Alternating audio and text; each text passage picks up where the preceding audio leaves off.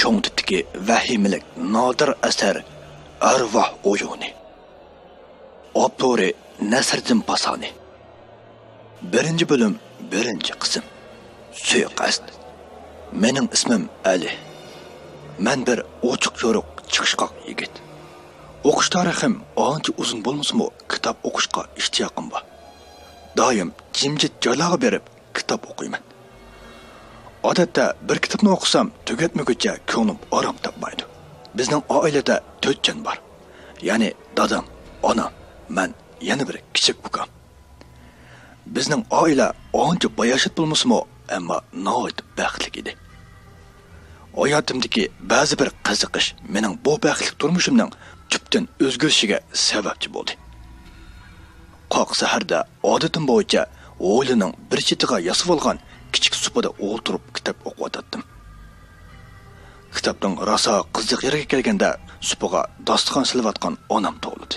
Onamning "Bolam, bu yoqqa kel, chayni ichib ol" degan ovozidan men qo'limdagi kitobni qo'yib dasturxon oldiga keldim. Onam qiziq qaymoq choyni oldimga qo'ydi.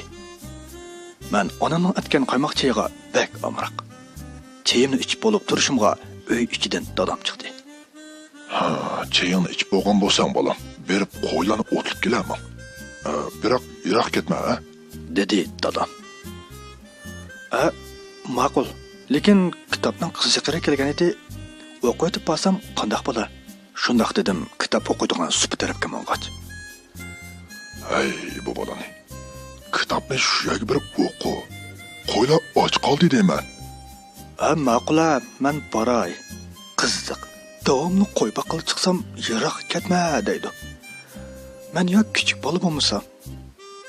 O'z-o'zimga pichirladim. Kitobni elib, qo'ylarni eg'ildan chiqarib, yo'yoq tarafga ketmoqdim. "Ali! Hey, Ali!" Orqamdan birisi meni chaqirib atadi. "Voy, Odil, qandoq qo'y baqilmandingmi?" Odilmi men bilan tang shundoq savolni tangni so'rashdik. Odil mening yaqin og'inam bo'lib, bak ochiq mijoz. Ham do'stlar orasidagi qiziqchi bola edi. Uning har paranglari shunchalik qiziqin edi. Adash, men yaxshi. Sencho? Mening ahvolim yaxshi shu. Sencho, qarasam qo'y baqilmaga o'xshamamsa. Shu attigan dadam qo'ylar bilan chiqirib degan. Meni izlaydigan nima ishing bor-da? Hey, muhim ishmi emas adash. Shu kashti bizning uyda o'g'inlar bilan bir sorun tuzayli degan. Shuningga chaqirib kelishimidi shu. Voy, sorun degina. Chataq yo'q. Birodarlar payaga bormay qolaymi? Kashti cho'qqim borman. Bo'ladi amsa. Men boshqalarning uyiga berib kelay. Ishini qilayva. U shundoq deb yo'lga ravon bo'ldi. Men mu yoyloqqa qarab maqdim. Yoyloq bilan uyning o'rligi ancha yiroq emas edi. Yoyloqqa kelib qo'ylarni qo'yib berib, qo'yiq o'sgan o'tloqni tanlab o'ltirib, kitobimni o'qishga boshladim. Yoyloqning bir tarafi kengayib ketgan o'rmonga tutash edi. Men shu mahallada 20 yil yashagan bo'lsam-mu, bir vaqtda u o'rmonga kirib boqmagan. Dadam har doim o'rmonlikqa bormaslik to'g'risida nasihat qiladi. Lekin nima ishga borsam bo'lmaydiganligini deb bermaydi. Men shu o'ltirishim bilan kitobni tugatib deb o'zimni orqaga tashlab yetib osmonga qaradim. Osmon ko'p-ko'k, hech bir bulut ko'rinmaydi. Qarasam kun tushmi bo'lib qopti. Qo'ylarni haydab uy tarafga qarab yurib ketdim. Uyga kelib tushlik tomoqimni yeb bo'lib, televizor ko'rgach, ormamni oldim. Birdamdan keyin qarasam soat 4 bo'ldi. Men uydan chiqib, ukamning maktabiga berib, ukamni uyga akilib qo'yib, Odilning uyiga qarab oldim. Hamda Odilning oilasiga kirganimda Odil qattiq qo'y so'yayotgan ekan. "Voy, Odil, qo'y so'yib ketgandek bir xushalik bormi?" Men shundoq deb Odilning oldiga bordim. "Voy, Ali, ajab baldir kelibsan, ha? Nima xushalik bo'ladi shu og'aylarim uyga qadam tashrif qildigan bo'lsa, mushu men uchun eng xushalik ishdigina adash. Shu uyda o'ltirsam-mu, beka o'ltirmanka. Shunga ancha-muncha yordamlashay deb keldim-ku." "Voy, mani, mehmonni ish qilsagan nada bor?" Bu yoqqa kela, o'ltir.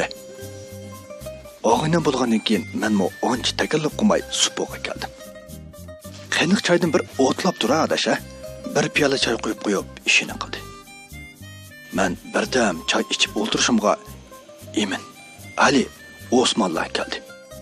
Biz ular bilan bir qo'z salomlashayotgandan keyin ularmo supoga kelib o'ltirishdi. Ondan dasturxon silinib taomlar keltirildi. O'xshagan taomlar mazza qilib yedik.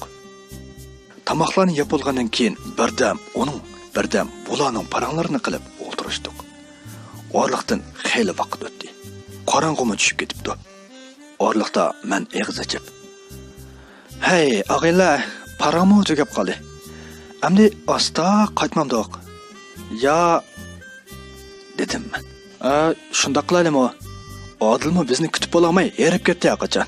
Endi o'mi aramab qolsin," dedi Emin. Biz o'rinlarimizdan turishib, Odil bilan xo'shlashgandan keyin uylarimizga mangdik. Ömer, Emin, Osmonning uyi bir yerda bo'lgan ikkisi birga mangishdi. Men qop-qorong'u kechada yolg'iz uy tarafga qarab mangdim. Ketib berib uyga oz qolganda bir tut daraxtning yonida bir qora mushukni ko'rib qoldim. Menga chakchi turgan qora mushukka qarab cho'chib ketdim.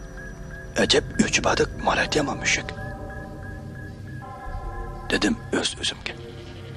Mushuk menga birdan qarab turgandan keyin orqaga o'rilib g'oyib bo'ldi. Menmi uyga kirib ketdim. Bak yurib ketdim-u tong kirib yetibla ko'zim uyquga ketibdi. Qo'rqinch hukm surayotgan bu sirlik kechida men voqirg'inimcha yugurib o'tdim. O'rmon oyning sus nur chechishi bilan texmo sirlik tusga kirgan edi. Men qo'rqinch ichida yugurib o'tdim. Orlab birsining sert kulgan ovozi meni texmo qo'rqinchga soldi. Bir hoza yugurgandan keyin oldimda 5 odam. Ularning albazidan ba'ayni tirik jasadga o'xshaydigan 5 noma'lum gavda. Ularning biri yerda yotibdi. Qolganlari uningga qarab turardi. Ko'z oldimdagi bu manzardan qo'rqib ketib, orqamga burilib qochdim. Shu asnoda yiliq to'ti oldimga paydo bo'lib qoldi. Ularning xuddi menda uchbodek kamar ko'zlari bilan menga tikilib qarab turishadi. To'g'ri, men ularni tanıdım. Ular mening eng yaqin hamrohlarim. Bu mumkinmi? Ay, og'aylar, meni tanıdinglarmi? Men Ali. Sizlarning birodaringlar. Ali. Gap qilinglar, ay. Ularga shuncha gap qilgan bo'lsam-mu, ular mening gapimni anglamagandek hech inkossiz tikilib turardi. Birdamdan keyin ular menga chirib ketgan qo'llarini sung'ach, men tarafga ilgirlab keldi. Endi qochoyda turishimga kaynimda birisining sert kulgan ovozi anglandi.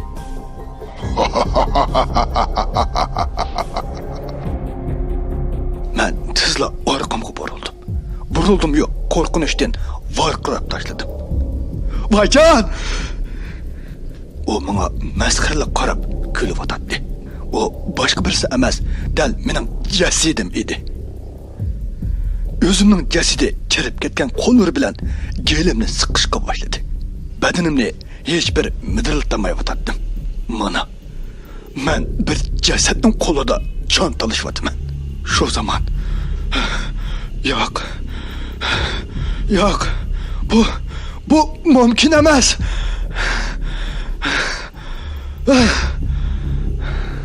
To'labli uyg'onib